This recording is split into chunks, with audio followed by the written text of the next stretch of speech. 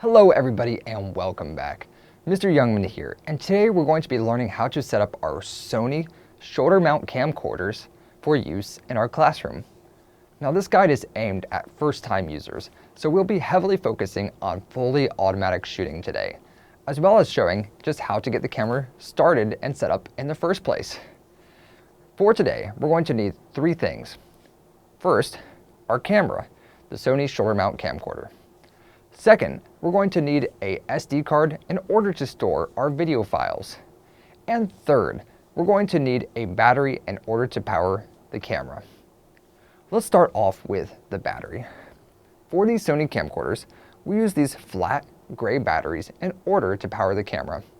In order to put it on the camera, we are going to first locate the pins at the bottom of the battery. These are small metal holes that need to be facing down when we put the battery in the camera. I'm going to put the battery on the back of the camera here, and it'll just slot in nicely. And I'm just using my finger to apply force and keep it pressed up against the camera body. Then I'm going to push down on the battery from the top while making sure it stays flush with the camera. You should hear it click into place, and that's how you know that the battery has been locked in to the camera. In order to add a memory card to the camera, first we need to open the door located on the right-hand side of the camera body. To open this cover, we're just going to push on it with a couple of fingers and it will slide open. Next, I'm going to grab my memory card, and we want the label facing towards the front of the camera, which is the side that has the lens and the microphone. So with the label facing towards the front of the camera, I'm going to carefully line it up and gently push it into the camera body. Next, I'm going to close the cover on the side just to make sure that the memory card is safe and protected inside of the camera. At this point, we are now finally ready to turn the camera on. To do this, we're going to use this small green button on the right-hand side of the camera. This is located right next to the lens. I'm going to push in on this tiny green button and flick the switch up. You'll see that it switched from this 0 position, or off, to the 1 position, or on. And as we can see, the screen has lit up for us. In some cases, when we turn the camera on, we may see a screen that says Inconsistencies found in the image database file. This is normal if we pulled a memory card from another camera, and for now we can just hit the right arrow in order to select cancel, and then hit set to finalize our selection. Now, before we do anything else, let's quickly format the memory card. Formatting a memory card is going to delete everything that's already on it. So when we do this, we need to be very careful to make sure we're not accidentally deleting anything important. When we're ready to delete our files, we're going to click Menu on the top of the camera, and then we're going to use the down arrow to navigate to the bottom menu option. Here I'm going to click on Set, and then I'm going to go down on the menu until I see Media Format, and then I'm going to select Memory Card. Lastly, I'm going to hit down arrow so that OK lights up, and once more hit Set. Now the camera is deleting all the files that are on the memory card, so it's nice and ready for us to use. Now that this has finished formatting, I'm just going to click on Set to return back to our main menu. Right now, all we see on screen is black. This is because we have a lens cap on the lens. In order to take the lens cap off, I'm going to pinch on the sides of the lens cap and pull it free from the camera. This will just sort of dangle so it's out of the way, but still attached to the camera so we don't lose it. I know I'm particularly guilty of that habit of losing lens caps just like this. Now that we have our lens cap off, we can finally see an image on our camera. To switch our settings to full automatic, we're going to hold down the manual button on the left side of the camera and let go once the menu pops up. Then we're going to use our down arrow next to our monitor to go to Gain. With gain selected, you'll see that the dB at the bottom lights up. This is how we know that we are in control of that setting. In order to switch this from manual, which is currently set to automatic, I'm just going to press the manual button once without holding it in. A message appears on screen that says gain auto. That's how we know that it's set to automatic. The other way we can tell is that a small A icon appears next to our setting to show that it's in full automatic mode. Let's move on to our shutter speed. I'm going to hold down manual, and I'm going to go down to shutter speed using the keypad by the display. We can see that the shutter speed lights up. On this camera, we have it set to 60. Now this is really where we probably want to keep our camera set at, especially as a beginner. This is one of those few exceptions where we do want to maintain manual control just to make sure that we're always going to be at that 1/60 seconds of a shutter. The way we change the value after it has lit up is by using the ring on the front of the camera. I'm just going to rotate this until that number shows 60. It's worth noting that this is very unconventional for controlling a camera. These Sony camcorders are set up a little differently than a lot of other cameras out there, so just be ready for that change out in the wild. Now that we have locked in our setting at 60, I'm just going to hold down manual in order to bring up the menu. I'm now going to go to iris by using the keypad and hitting set. Again, this is a setting that we want to have on automatic. So I'm just going to tap manual until it shows an A next to our iris setting. Our last setting that we want to make sure is on automatic is going to be our focus.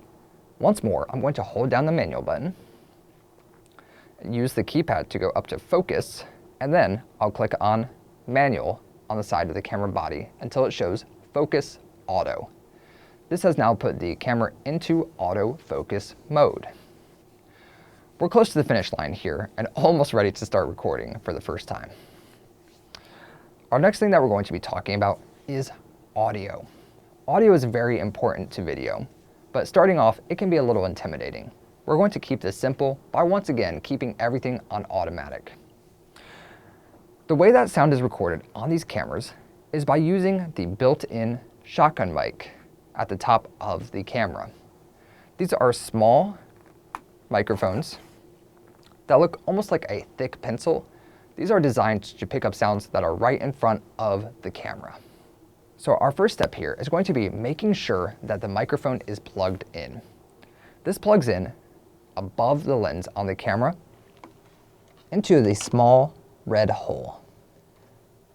So I'm just going to take this cable and make sure it's plugged in to this small red hole.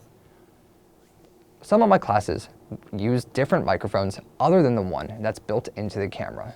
So we do need to be careful that we're checking every time we're ready to film to make sure that this microphone is actually plugged in. With the microphone plugged in, it's now time for us to jump into our menu settings.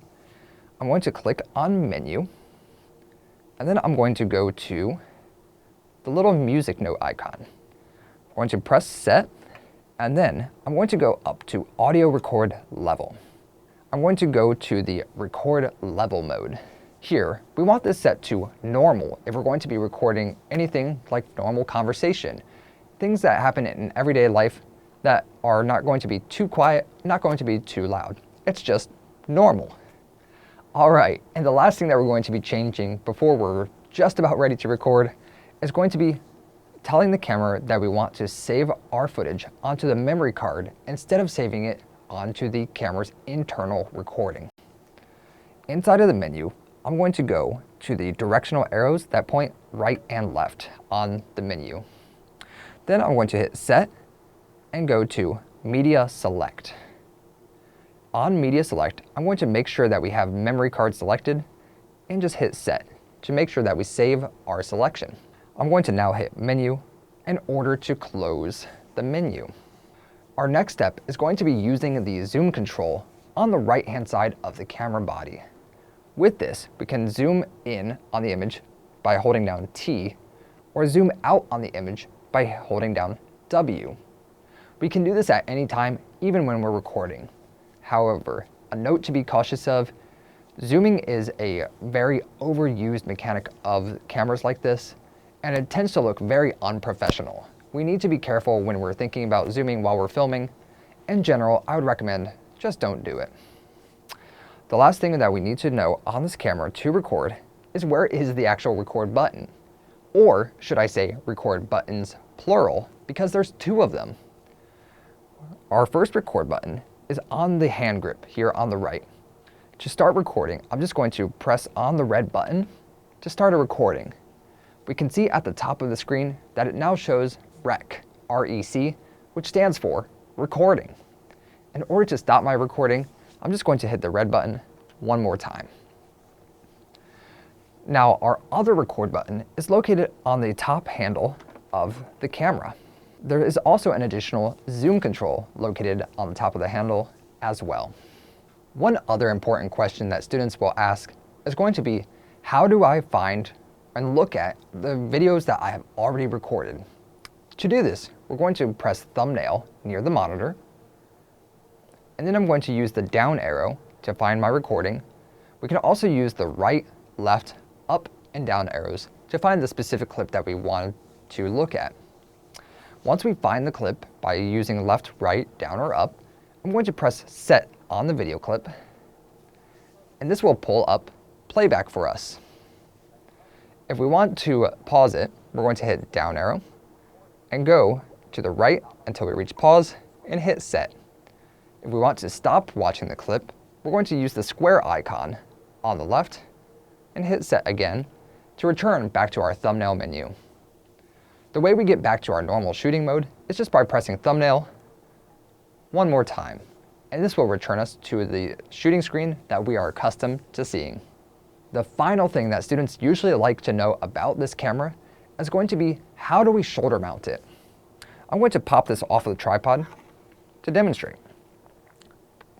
Grabbing the top handle and pulling the pin, I'm going to remove the camera from the tripod. Now, we're going to want to slide our hand into the hand grip on the right side. This should go underneath the strap on the camera. Our thumb is going to rest lightly on the record button. Then, we're going to want to close the screen to activate the eyepiece. Once all of this is done, we're going to lift the camera onto our shoulder and put that viewpiece right up against our eye. In some cases, it's useful to take off or on your glasses if you happen to be wearing them. Now, we should be able to see our image on our viewfinder here. By using the eyepiece, we get a little bit of extra stability compared to just using the screen. Every time we add an extra point of contact to our camera, we're going to be able to get a little bit more stable of a shot. Now, I'm going to just place this back on the tripod.